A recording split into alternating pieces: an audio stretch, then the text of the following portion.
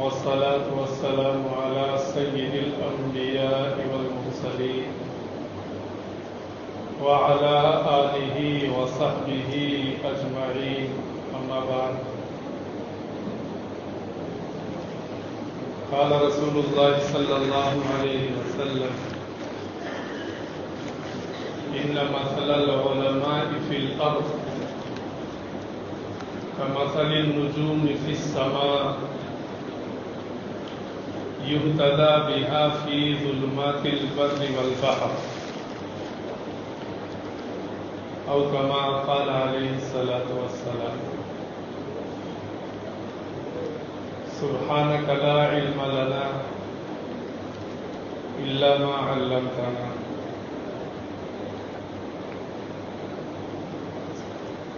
گرامی قدر معزز علماء کرام،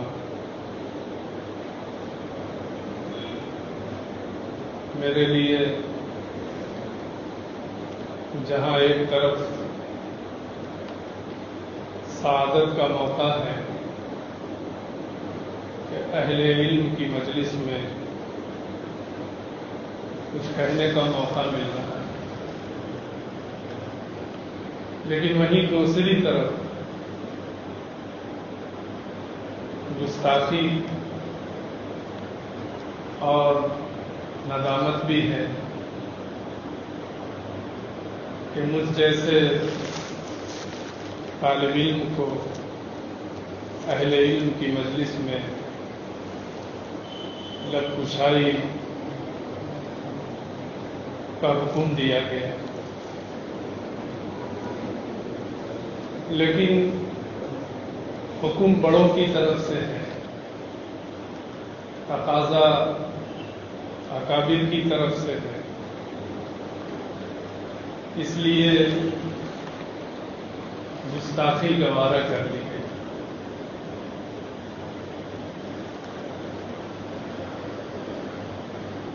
بات حقیقت میں یہ ہے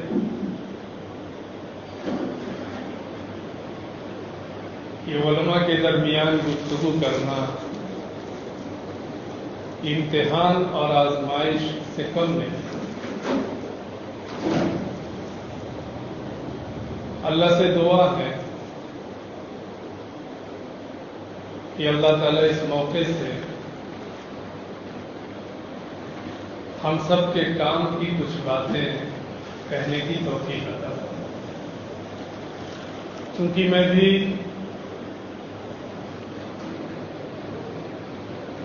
علم سے، درس و تدریس سے اور کسی نہ کسی درجے میں دین سے جڑا ہوا ہوں، تو ایک مذاکرہ اور ایک تکرار کے طور پر کچھ باتیں عرض کرنے کی کوشش کروں گا۔ جیسے کوئی طالب علم تکرار کراتا ہے، پھر دوسرے دن کسی دوسرے طالب علم کی باری ہوتی ہے، تیسرے دن کسی اور طالب علم کی باری ہوتی ہے۔ فرض کر لیں سبق کے تکرار میں آج میری باری ہے۔ میں نے ایک روایت پڑھی، اللہ کے رسول صلی اللہ علیہ وسلم نے ارشاد فرمایا کہ اس روئے زمین پر علماء اور اساتذہ کرام اور علم دین سے جڑے ہوئے لوگوں کی مثال آسمان میں موجود ستاروں کی طرح ہے۔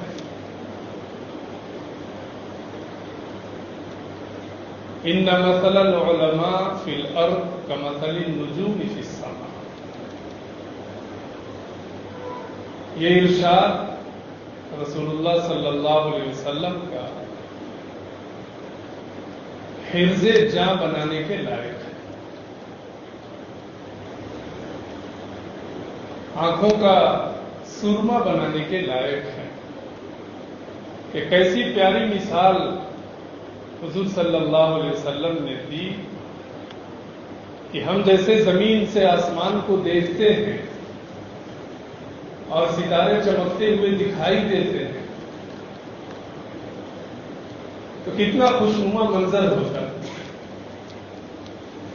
ایسے ہی اگر آسمان سے کوئی زمین پر دیکھے، فرض کیجیے، تو رسول اللہ صلی اللہ علیہ وسلم کی تمثیل بزبان حال یہ کہتی ہے کہ اوپر والوں کو علماء ستاروں کی طرح نظر آتے ہیں. دنیا میں موجود بہت سارے افراد، مکانات، شخصیات کے درمیان علماء کی حیثیت ستاروں جیسے. ایک طرف تو یہ، لیکن اگر اس کو دوسرے پہلو سے ہم دیکھیں تو رسول اللہ صلی اللہ علیہ وسلم نے اس مثال کے ذریعے علماء کے کاندھے پر ایک بڑی ذمہ داری رکھ دی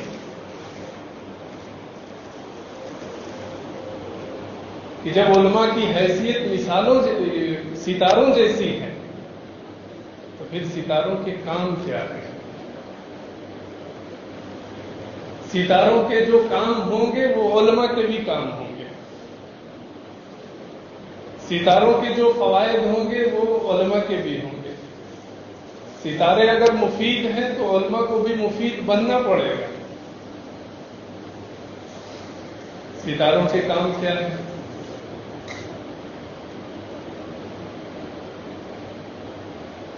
اس کے لیے ہمیں قرآن کا رخ کرنا چاہیے. قرآن کریم میں ہم جب ستاروں کے بارے میں پڑھتے ہیں تو عجیب و غریب باتیں ملتی ہیں. ان میں سے بنیادی طور پر قرآن نے ستاروں کے بارے میں 3 باتیں کہی.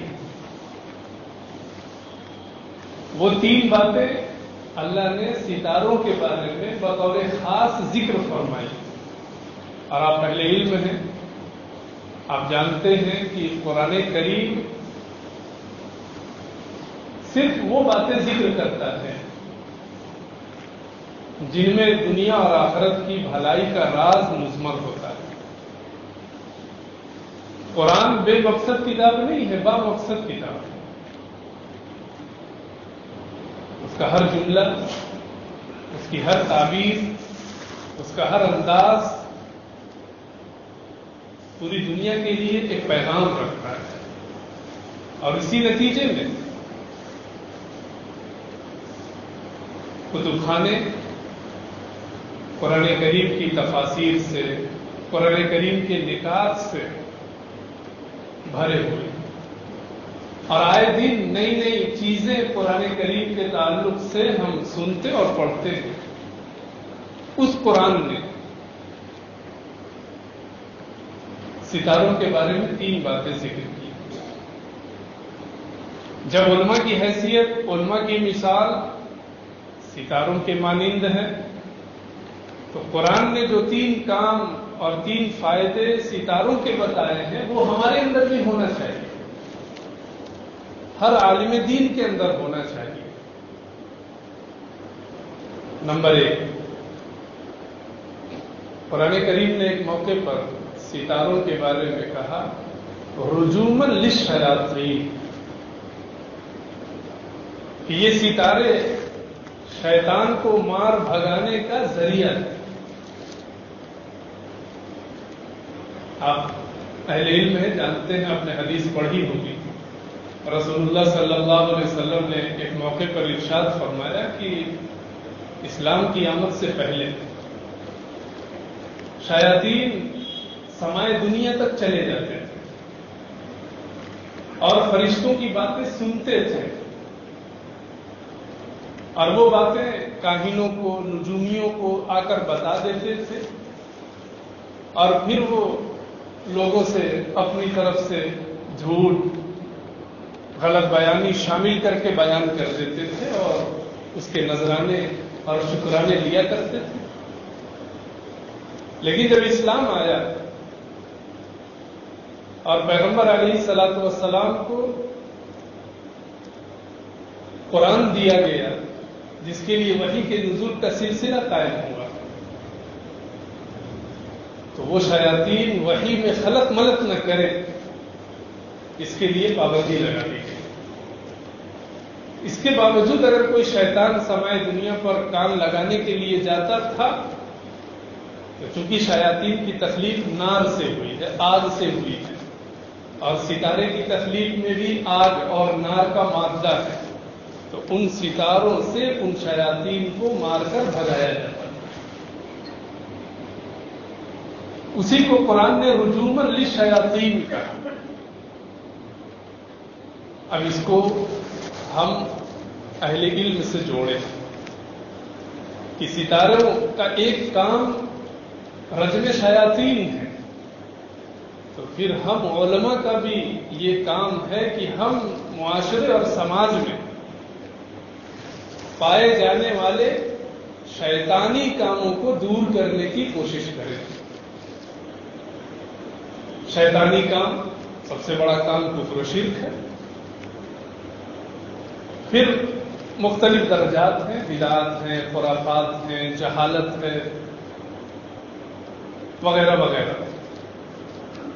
علماء کی یہ ذمہ داری ہے کہ وہ سماج کو پاک صاف کرنے کے لیے اپنے کو آگے لائیں، کیونکہ ان کی حیثیت ستاروں کی سی ہے۔ ستاروں کا کام جب شیطان کو مار بھگانا ہے تو ہمارا کام بھی وہی ہے۔ ہم اپنے گرد و پیش،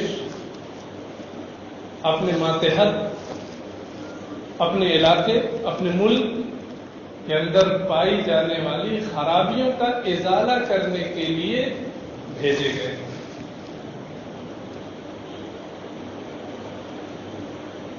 اگر کوئی عالم اپنے آس پاس کی برائیوں سے اڑتا نہیں ہے، اپنے علاقے میں پائے جانے والے منکرات پر نکیر کا ادنا درجہ بھی اختیار نہیں کرتا ہے کہ دل سے برا سمجھے، تو پھر رسول اللہ صلی اللہ علیہ وسلم کی مثال کے مطابق اس کی حیثیت جو ستاروں کی سی ہے، اس نے اپنی حیثیت کو پامال کیا۔ اس لیے میں خود کو بھی مخاطب کرتا ہوں، ہم لوگ سماج اور علاقے میں بلکہ اپنے خاندان اور اپنے گھر میں پائی جانے والی خرابیوں کے ازالے کی ہر ممکن کوشش کریں۔ اللہ ہم سب کو اس کی توفیق عطا فرمائے۔ ستاروں کا دوسرا کام، اللہ تعالیٰ نے قرآن کے اندر بھی فرمایا،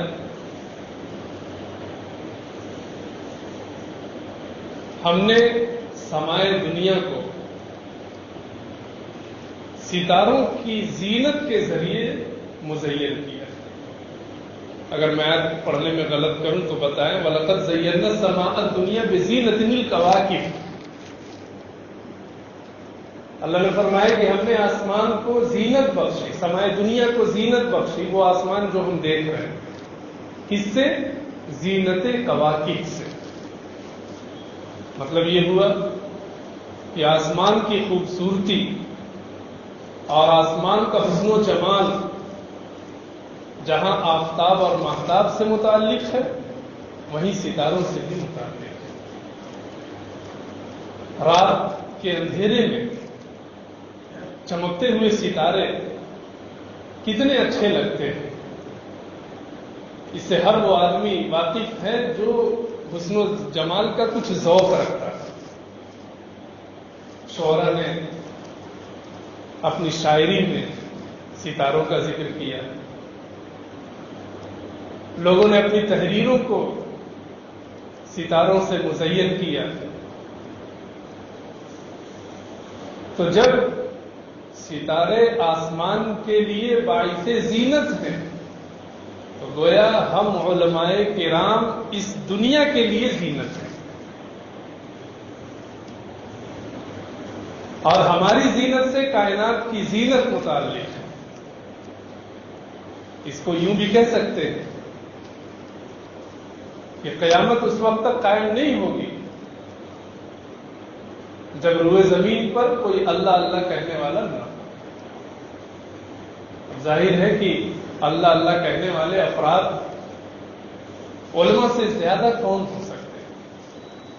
اس کائنات کا وجود علماء سے متعلق ہے، علماء کی زینت سے متعلق ہے۔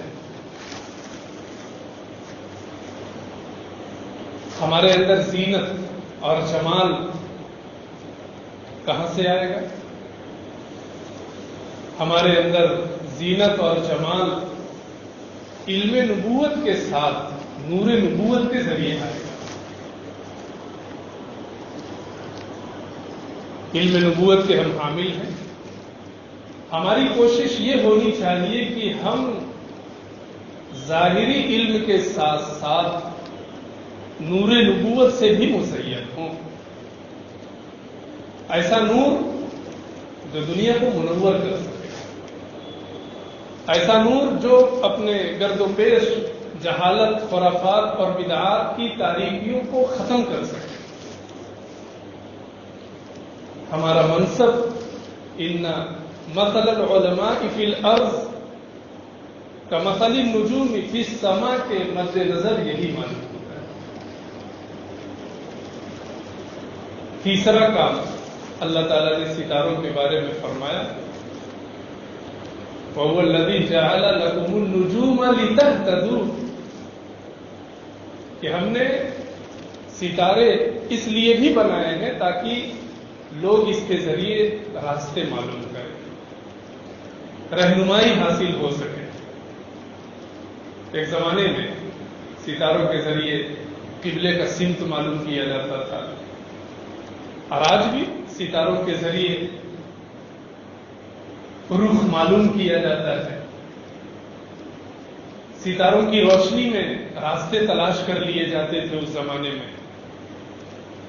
جب علماء اس زمین پر آسمان کے ستاروں کے مانند ہیں تو آسمان کے ستاروں کا کام ہدایت ہے، تو گویا علماء کا کام بھی ہدایت ہے، انہیں ہادی بھی بننا ہے اور ہدایت دینے والا بھی بننا ہے۔ ہماری ذات سے لوگوں کو نفع پہنچنا چاہیے، گمراہ لوگوں کو ہدایت ہونی چاہیے، اور ہمارا یہ کام بھی ہونا چاہیے۔ رہبری علماء کے ہاتھ میں ہے، ملت اور امت کی قیادت علماء کے ہاتھ میں ہے۔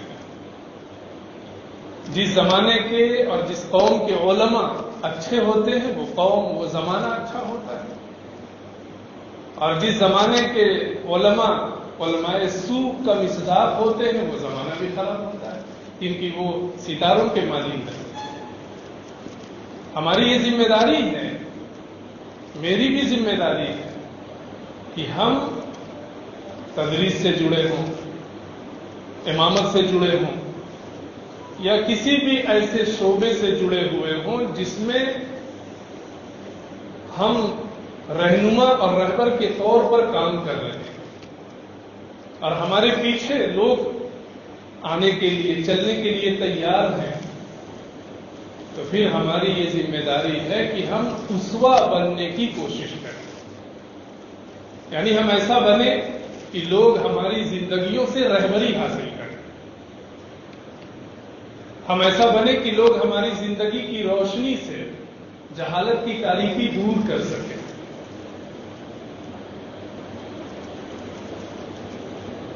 علماء جب اسوہ بنتے ہیں، آئیڈیل بنتے ہیں، تو پھر زبان سے کچھ کہنے کی ضرورت نہیں پڑتی ہے، اصلاح کا کام، معاشرے کی تشکیل کا کام خود بخود ہونے لگتا ہے۔ واقعہ یاد آیا، دارالعلوم دیوبند کے سرپرست اعلیٰ حضرت مولانا رشید احمد گنگوہی رحمۃ اللہ نے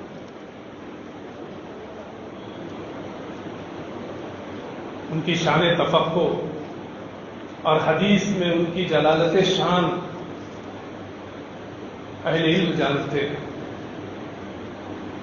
ایک موقع پر وہاں پڑھنے والے طلبہ کرام کو یہ اشکال ہوا کہ رسول اللہ صلی اللہ علیہ وسلم کی ایک سنت مسجد سے نکلتے ہوئے یہ ہے کہ بائیں قدم کو پہلے نکالا جائے، اور جوتے چپل پہننے کے سلسلے میں حضور صلی اللہ علیہ وسلم کی سنت یہ ہے کہ جوتے اور چپل میں پہلے دایاں پاؤں داخل کیا جائے۔ اب جب آدمی مسجد سے نکلتا ہے تو بعض دفعہ صورتحال ایسی بن جاتی ہے کہ دونوں سنتوں پہ عمل کرنا ذرا مشکل معلوم ہوتا ہے۔ اگر ڈائریکٹ ہم پاؤں نکال کر جوتے میں داخل کریں تو دایاں نکالنا پڑتا ہے، تو بایاں والی سنت چھوٹ جاتی ہے، اور اگر ڈائریکٹ بایاں پاؤں نکال کے جوتے میں ڈال دیں، چپل میں ڈال دیں، تو دائیں پاؤں والی سنت چھوٹ جاتی ہے۔ تو طلبہ نے یہ کہا کہ ایسا کرتے ہیں، حضرت کو دیکھتے ہیں، حضرت بھی جوتے پہنتے ہیں، مسجد سے نکلتے ہیں تو کیا کرتے ہیں۔ چنانچہ طلبہ نے دیکھا حضرت جب باہر تشریف لائے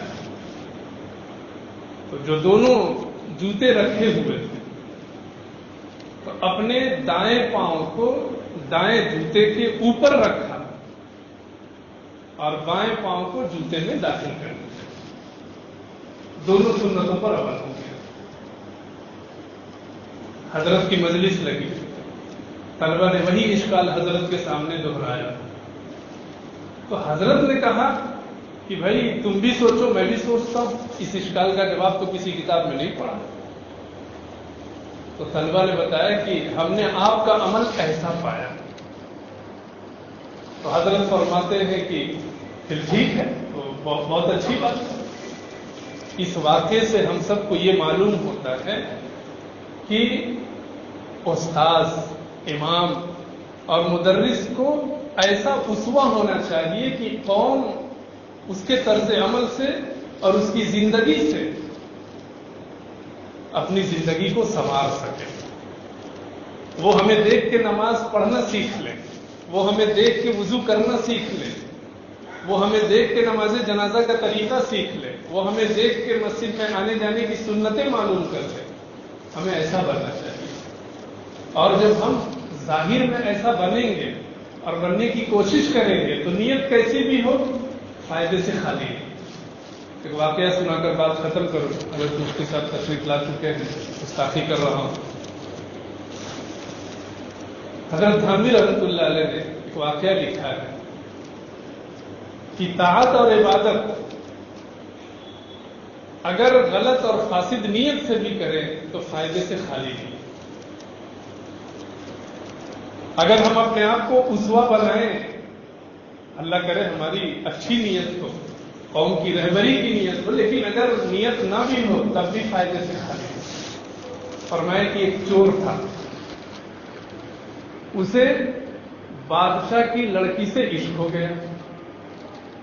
ایک روز چوری کرتے کرتے وہ بادشاہ کے محل پہ پہنچ گیا۔ بادشاہ اور بادشاہ کی بیگم اپنی بچی کی شادی کے سلسلے میں گفتگو کر رہے تھے کہ میں اپنی بچی کا رشتہ ایسے شخص کے ہاتھ میں دوں گا جو اعلیٰ درجے کا عابد، متقی، پرہیزگار ہو۔ چور نے سنا تو ہمارے خوشی کو اچھالنے لگا کہ شادی کا نسخہ ہاتھ آ گیا۔ چوری ووری چھوڑی، ایک مسجد کو پکڑا اور اللہ اللہ کرنے لگا۔ اشراق کی پابندی، تہجد کی پابندی، نماز کی پابندی اور نیکی کے جتنے کام مسجد میں ہوتے ہیں وہ سب کرنے لگا۔ ادھر بادشاہ نے اپنے مخبروں کو چھوڑ دیا کہ دیکھو شہر میں سب سے زیادہ عابد اور پرہیزگار کون ہے، اس کی خبر لاؤ۔ تلاش ہونے لگی، اس کا بھی نام ہے۔ بادشاہ سے جا کر وزیر نے کہا کہ ایک صاحب ہیں، وہ مسجد میں ہی معتکف رہتے ہیں، ہمیشہ عبادت اور ریاضت میں رہتے ہیں، بظاہر شہر میں ان سے زیادہ پارسا اور متقی پرہیزگار کوئی نہیں۔ بادشاہ نے اپنے وزیر خاص کو بھیجا۔ جب وہ پہنچے اور اس سے کہا کہ بادشاہ سلامت نے اپنی بچی کے نکاح کے سلسلے میں آپ سے بات کرنے کے لیے مجھے بھیجا۔ وہاں دل کی دنیا بدل چکی تھی۔ اس نے کہا کہ ابھی اس سلسلے میں گفتگو کرنے کا موقع نہیں ہے، مجھے اللہ سے راز و نیاز کرنا۔ اب اندازہ لگا، وہ آدمی بیٹھا تھا فاسد نیت سے، لیکن فاسد نیت کے ساتھ بھی اللہ اللہ کرنا اس کے دل کی دنیا بدلنے کا سبب بن گیا، اور اللہ کی محبت حقیقی حاصل ہو گئی، اور دنیا کی محبت مجازی سے وہ توبہ کر بیٹھا اور وہ بادشاہ کے پاس نہ جا سکا۔ اللہ ہم سب کو حضور صلی اللہ علیہ وسلم کی وہ مثال ان مثل العلماء فی الارض کمثل النجوم فی السماء کا مصداق بنائے، اور دنیا اور آخرت میں ہر طرح کی سعادت اور بھلائی کا امیدوار بنائے۔ وآخر دعوانا ان الحمد للہ رب العالمین۔